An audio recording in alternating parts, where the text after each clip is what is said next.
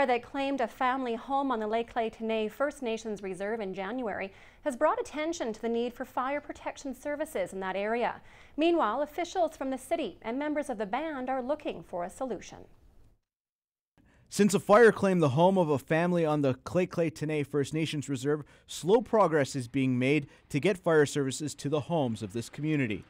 We're going to do a little bit of stuff that, that which we can afford, and, and providing some immediate fire protection in terms of building up the water supply in the reservoir, and so that, when you turn on the hoses, that it just won't go down like that, but have some pressure in there so that there is some sort of prior fire protection. I think it's something that we'll see come to fruition, hopefully within the next foreseeable future.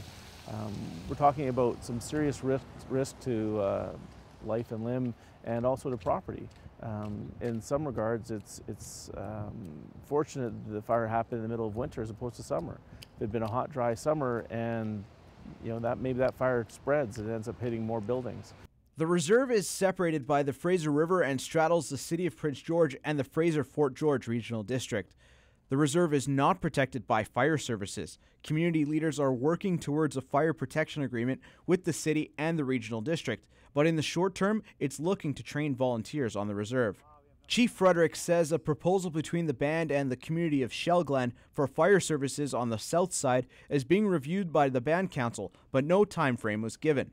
Councillor Cameron Stoltz is finding there is more willingness by council this term to work towards the fire agreement with the Lheidli T'enneh. But what we're seeing this term is we've seen a different approach with our current mayor and Chief Nomu being very concerned about how they can move things together and benefiting both communities. We need to work with the city in terms of how we can work together, and get some fire protection on our side, but other than that, we just don't have the resources to do that.